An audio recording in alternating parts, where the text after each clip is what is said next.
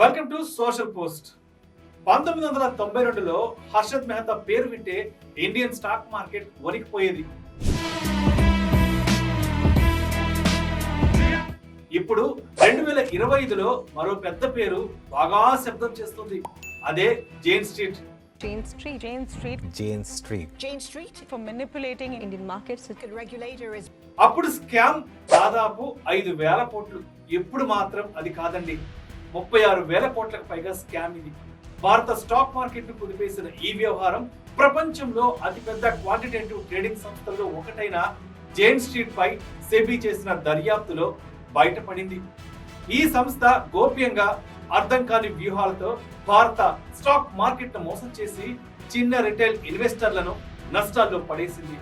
Jain street ఎవరు? Jain street అంటే 45 దేశాల్లో కార్యకలాపాలు, 3,000 మందికి పైగా ఉద్యోగులు, సంస్థలో CEO లేరు, లింక్డ్ఇన్ లో కనబడే స్టాఫ్ లేరు, అంతా గోప్యంగా పనిచేసే సంస్థ ఇప్పుడు మనం మార్కెట్ లో బలహీనతలను గమనించి దాన్ని వాటి లాభంగా మార్చుకుంది. వారు చేసిన వ్యూహం ఏంటి? ఉదయం మార్నింగ్ పంప్ బ్యాంకు నిఫ్టీలో కీలకమైన స్టాక్స్ అయిన HDFC అండ్ ICICI ను పెద్ద మొత్తంలో కొనుగోలు చేస్తారు. ఇది మార్కెట్ లో ఒక్కసారిగా ఇండెక్స్ పెరిగినట్లు కనిపిస్తుంది. రిటైల్ ఇన్వెస్టర్లు మార్కెట్ బలంగా ఉంది అనుకుని పెట్టుబడులు పెడతారు. మధ్యాహ్నం ఆఫ్టర్నూన్ డంప్ ఆ స్టాక్స్ అన్ని భారీగా అమ్మేస్తారు. ఇండెక్స్ క్రాష్ అవుతుంది, కాల్ ఆప్షన్లు విలువ కోల్పోతాయి, వారు పెట్టిన పుట్ ఆప్షన్స్ విలువ పెరుగుతుంది. ఇలాగే ఒక్క రోజులో దాదాపు 735 కోట్లు లాభం పొందింది. ఫిబ్రవరిలోనే జైన్ స్ట్రీట్ వ్యవహారంపై అనుమానాలు వచ్చి barring Jane Street from access to its local securities market. అప్పుడు సెబీ వారిని హెచ్చరించింది. అయితే అది సరిపోలేదు. జైన్ స్ట్రీట్ అంతటితో ఆగలేదు, తమ వ్యూహాలను కొనసాగించింది. భారత మార్కెట్ ను గమనించే ప్రతి కళ్ళ ముందే రాత్రి పగలు మ్యానిపులేషన్ నడిపించింది.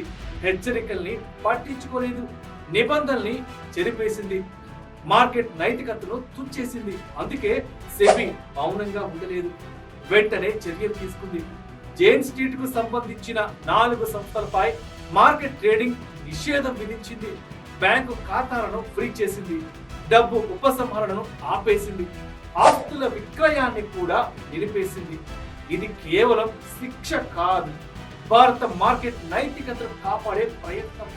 హెచ్చరికను తేలిగ్గా తీసుకున్న వాళ్ళకి ఇప్పుడు ఇది గట్టి గుణపాఠం. ఎస్, ఈ సంఘటన భారత స్టాక్ మార్కెట్ చరిత్రలో హర్షద్ మెహతా తరువాత అతిపెద్ద మ్యానిపులేషన్ కేసు. Jane Street.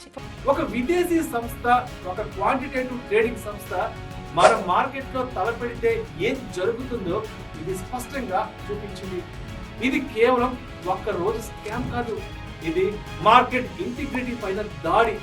మీరు రిటైల్ ఇన్వెస్టర్లు అయితే ఇలాంటి సంస్థల వల్ల మీరు కూడా ఎలా నష్టపోతున్నారు అది తెలిసిపోతుంది కదా. ఈ వ్యవహారం నిజంగా పాఠం నేర్పుతుందా, లేక మళ్ళీ మనం మర్చిపోతామా?